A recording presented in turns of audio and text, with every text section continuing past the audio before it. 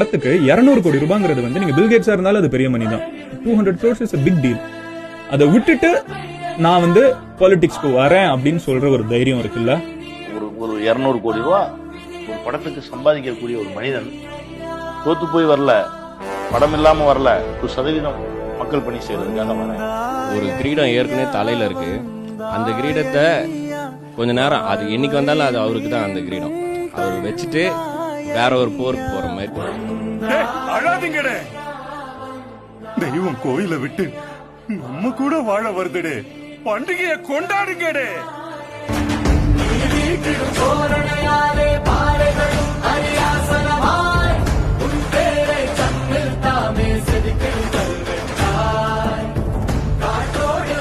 உயிரோடு இருக்கும் வரை அவன் எங்க இருந்தாலும் அரசன் தான்.